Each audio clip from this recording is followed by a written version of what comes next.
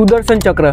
Hindu mythology के हिसाब से सुदर्शन चक्र को दुनिया का सबसे ताकतवर अस्त्र बोला जाता है, जिसे सिर्फ भगवान विष्णु और उनके अवतार ही धारण करके चला सकते हैं और उनके ही आज्ञा पर सुदर्शन चक्र किसी का भी नाश कर सकता है, परंतु इसे सिर्फ मन की आज्ञा से ही चलाया जा सकता है। और ये चक्र कभी भी गलती नहीं करता है, उसे जिस काम के लिए भेजा जाता है वो काम करके ही आता है। ग्रंथों के अनुसार इस ताकतवर सुदर्शन चक्र से बचना नामुमकिन है और ये चक्र बड़े बड़े अस्त्र के वार को भी सहने में सक्षम है। तो इसे आखिरी बार भगवान विष्णु के ही अवतार भगवान श्री कृष्ण के द्वारा धारण किया गया था। उसका उपयोग श्री कृष्ण जी के द्वारा शिशुपाल का वध करने के लिए किया गया था। उसके बाद कहीं पर भी उसका कोई भी जिक्र नहीं मिलता है। तो क्या है दोस्तों, आपको पता है कि आज ये सुदर्शन चक्र कहाँ पर है और श्री कृष्ण ने धरती पर से जाने के बाद इस सुदर्शन चक्र का क्या हुआ, उसके साथ आज ये चक्र धरती पर किस कोने में है और आज भी किसका इंतजार कर रहा है। उसके अलावा ये चक्र भगवान विष्णु को कहाँ और कैसे मिला था। तो दोस्तों आज की वीडियो में हम जानेंगे ये चक्र कहाँ गया भगवान श्री कृष्ण के बाद और वो आज कहाँ पर है।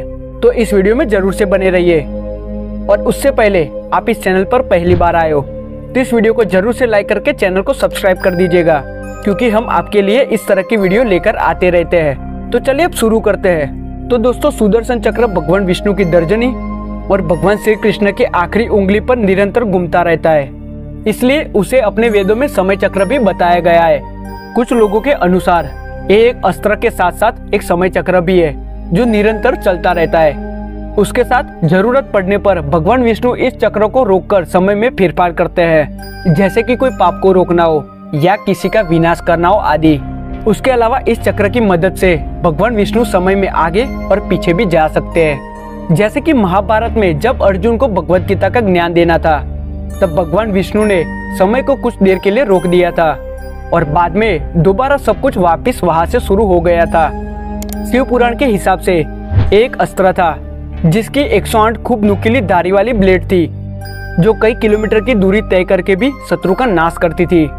तो दोस्तों शिव पुराण के हिसाब से भगवान विष्णु को ये चक्र भगवान शिव जी ने वरदान के स्वरूप में दिया था। तो कथा के अनुसार गुरु बृहस्पति ने संसार की और देवताओं की सारी ताकत मिलाकर ये अस्त्र बनाया था, जिसे सुदर्शन चक्र कहा गया है, जिसे विष्णु जी को भगवान शिव के द्वारा बाद में मिला था। क्योंकि हम सभी को पता है कि भगवान विष्णु को संसार का पालनहार कहा जाता है, तो इस चक्र से संसार में संतुलन बनाकर शत्रु का नाश कर सके।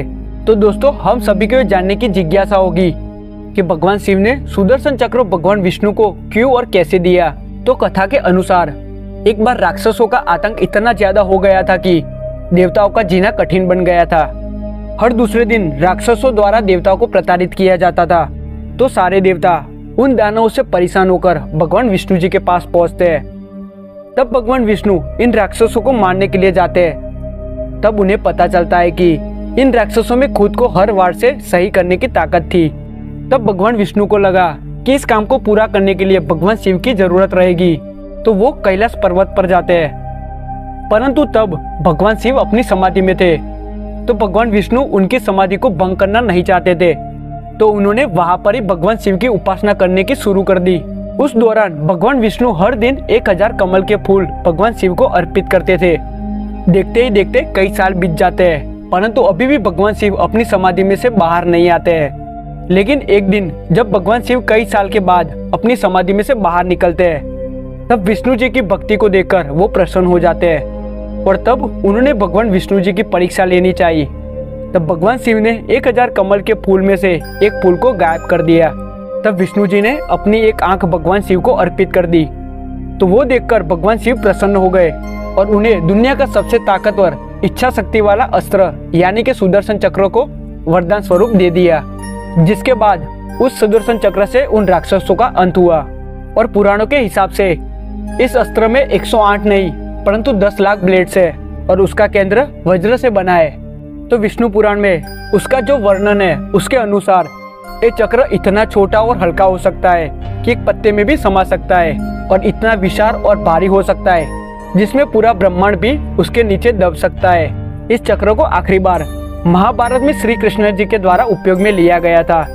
तो महाभारत के अनुसार इसका उपयोग शिशुपाल का अंत और जयद्रथ के वध के लिए सूर्यास्त करने के हेतु से किया गया था और वो आखिरी बार था। उसके बाद इस चक्र को ना कभी किसी ने देखा और ना कभी किसी ने सुना। कहा जाता है कि जब कलयुग में पाप अपनी चरम सीमा पर होगा तब भगवान कल्कि इस पृथ्वी पर अवतरित होंगे और इस सुदर्शन चक्र को धारण करके धरती पर से पाप का नाश करेंगे। तो पुराणों की माने तो भगवान कल्कि को सुदर्शन चक्र भी भगवान परशुराम जी के द्वारा ही मिलेगा, जो वही भगवान हनुमान जी के साथ मिलकर इस धरती पर से पाप का नाश करेंगे। तो आपको क्या लगता है आज भी सुदर्शन चक्र कहाँ पर है? और इस कलयुग में बुराई का अंत करने के लिए क्या धरती पर कल्कि जन्म लेंगे और क्या वापिस से सुदर्शन चक्र से पाप का नाश करेंगे? तो क्या कलयुग में वापिस से सुदर्शन चक्र को देखा जाएगा? तो अपने विचार हमें जरूर से कमेंट के द्वारा शेयर कीजिएगा। और हाँ, इस वीडियो को अंत तक देखने के लिए आप सभी का तहे दिल से खूब खूब आभार। तो दोस्तों, आपको ये वीडियो कैसी लगी? पसंद आई तो इस वीडियो को जरूर से लाइक करके चैनल को सब्सक्राइब कर दीजिएगा। तो चलिए मिलते एक और नई वीडियो को लेकर। धन्यवाद।